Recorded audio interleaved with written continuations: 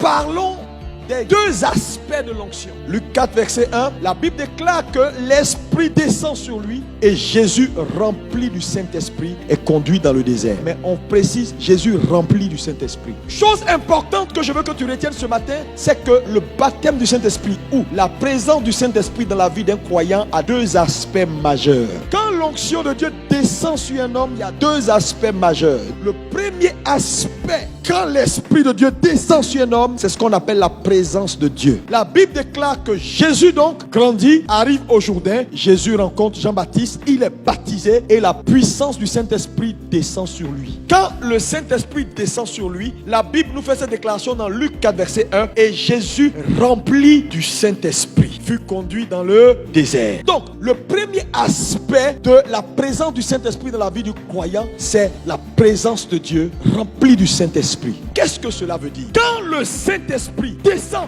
sur la vie d'un croyant, le premier aspect de cette œuvre de recevoir le Saint-Esprit, c'est la présence de Dieu. Mais la présence de Dieu ici veut dire quoi? La Bible dit Jésus rempli du Saint-Esprit, rempli de la plénitude de Dieu. Donc la présence de Dieu, c'est la plénitude de Dieu en un homme. Pourquoi Dieu exige que quand le Saint-Esprit descend sur la vie d'un homme, que ce premier aspect-là soit un aspect connu? Qu'est-ce qu'il apporte aux croyants? Numéro 1, quand le Saint-Esprit descend sur la vie d'un homme, la première chose que le Saint-Esprit veut faire, c'est lui donner la conscience de la présence de Dieu désormais avec lui. Le problème avec la majorité des croyants, c'est qu'ils vivent sans la conscience de la présence de Dieu avec eux. Voilà pourquoi les gens pêchent comme ils veulent. Parce que quand tu vis au quotidien avec la conscience que tu as une présence invisible à côté de toi, tu ne fais pas n'importe quoi. Dieu veut que nous ayons en nous la conscience. C'est un peu comme si chaque jour que tu marches, tu sais que tu n'es plus seul. Parce que ayant reçu la présence du Saint-Esprit, tu as une personne qui est au quotidien avec toi. Frère, la présence de Dieu est une conscience que Dieu veut injecter en nous. Trop de chrétiens n'ont pas la conscience que Dieu est au quotidien avec eux. Sinon, tu n'iras pas dans certains endroits où tu sais que Dieu ne va jamais aller. Sinon, tu ne feras pas un certain nombre de choses que tu sais que Dieu ne va jamais approuver si tu as permanemment avec toi la conscience de sa présence. Dieu n'a pas choisi l'air pour habitation. Il vous a choisi, vous, les vases de terre. Voilà pourquoi l'Église doit revenir à la conscience de la présence de Dieu. Quand le Saint-Esprit vient, c'est la première chose qui restaure dans la vie d'un homme. Tu as la conscience que Dieu est avec toi quand tu manges, quand tu dors, quand tu marches et qu'il est là. Tu le sens. Frère, quand tu as un ami à côté de toi, tu sais qu'il est là. La plénitude de Dieu, c'est sa présence en nous. Frères et sœurs, voilà la vérité de Pentecôte. Dieu injecte en nous sa plénitude et désormais il vit avec nous au quotidien. Et l'Église doit arriver à cette prise de conscience. Tu as en toi la plénitude. Quand tu reçois cette plénitude de la présence de Dieu en toi, désormais c'est cette plénitude-là qui fait tout pour toi. Cette plénitude-là est la puissance de Dieu, est l'onction de Dieu en toi. Elle fait quoi? Elle t'enseigne toutes choses. Et il nous dit, comme elle est véritable et qu'elle n'est pas un mensonge, et qu'elle est là et que Dieu est désormais avec toi, alors il faut demeurer dans cette présence-là. Parce que ton entretien, c'est cette présence-là. Ta connaissance, c'est cette présence-là. Ça veut dire quoi? L'onction vous enseignera. Mais quand on dit l'onction vous enseignera, quel est le sens réel?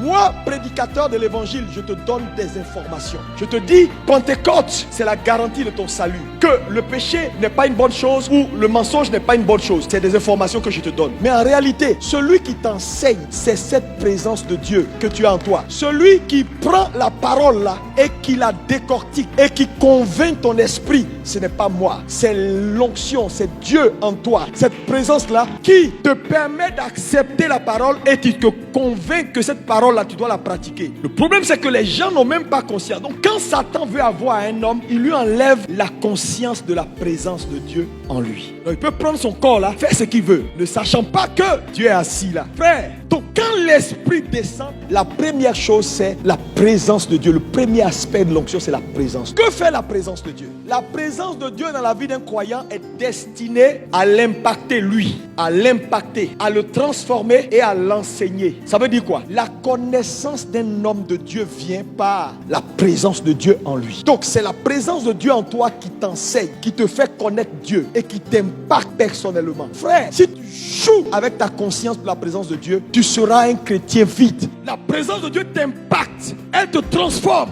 Parce que dans le deuxième ordre de mission du Saint-Esprit, il dit, tu prendras les choses en moi et tu mettras en eux. Elle vous bâtit. La présence de Dieu est destinée à te bâtir, à te construire, à te faire connaître Dieu toi-même tel qu'il est. C'est ça, tu arrives à la connaissance de Dieu par ses voies. Tu le connais tel qu'il est. On ne te parle pas de Dieu, tu connais Dieu. Parce que sa présence en toi te révèle qui il est.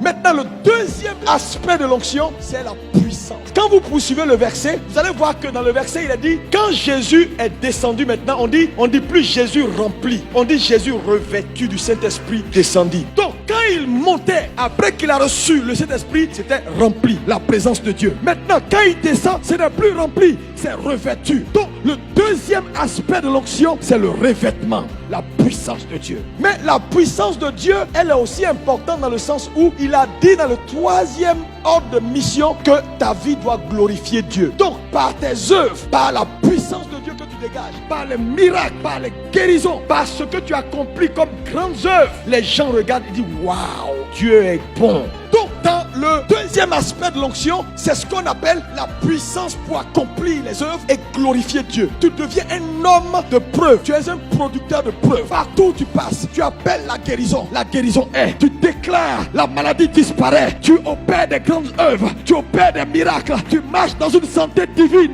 La gloire de Dieu est sur toi. Le deuxième aspect qui est la puissance, le revêtement extérieur, son rôle, ce n'est pas pour toi. Il permet aux autres de connaître Dieu. Le premier te permet toi de connaître Dieu, mais le deuxième te permet de faire connaître Dieu par les autres. C'est-à-dire les autres connaissent Dieu. C'est-à-dire la présence de Dieu t'enseigne Dieu, t'impacte toi, t'aide à grandir, t'aide à devenir un homme accompli. Le deuxième aspect qui est la puissance te permet d'amener les gens vers Dieu, te permettre aux gens de connaître Dieu, de permettre aux gens de glorifier Dieu. Le problème, c'est que beaucoup de gens se sont arrêtés sur le deuxième et ont perdu la conscience du premier. Ils font des grandes œuvres. Les gens sont impactés. Les gens connaissent Dieu. Les malades sont guéris et eux-mêmes ils meurent de maladie. Alors que le premier aspect est censé équilibrer avec le deuxième aspect. De telle sorte que ce que tu manifestes, le premier aspect te permet de vivre également la chose. Maintenant, le lien entre les deux aspects, c'est le fait que c'est le premier, la présence de Dieu, qui entretient le deuxième. C'est-à-dire, si tu négliges le premier, tu corromps le deuxième. C'est pourquoi on peut voir des hommes de Dieu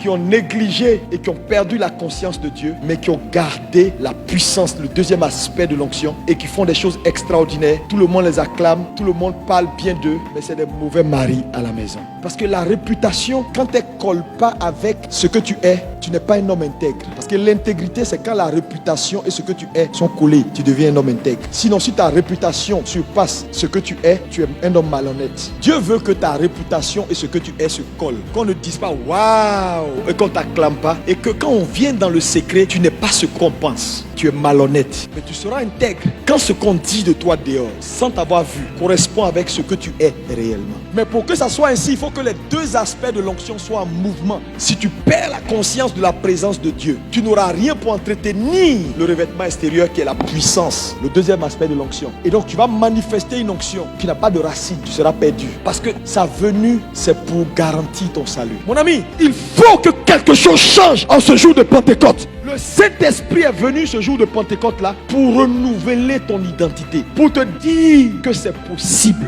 Mais la Bible dit, nous sommes scellés de l'Esprit. On scelle quelque chose pour montrer d'où il vient et son importance, n'est-ce pas? Quand tu te lèves matin, tu n'es pas seul. Salue le gars qui est à côté de toi. On s'est réveillé, merci. Quand tu marches avec lui, tiens compte de lui. La présence de Dieu est une plénitude en nous. Elle est là pour nous conduire, pour nous enseigner, pour nous impacter, pour nous donner d'opérer dans notre vraie dimension spirituelle. Maintenant, la puissance qui est le deuxième aspect est là pour les autres. Pour qu'on leur montre que le Dieu qu'on a là, il n'est pas petit. Qu'on réalise des grandes œuvres, qu'on fasse des miracles, pour qu'on fasse tout ce qu'on veut et que par nos œuvres, les gens soient tournés vers Dieu.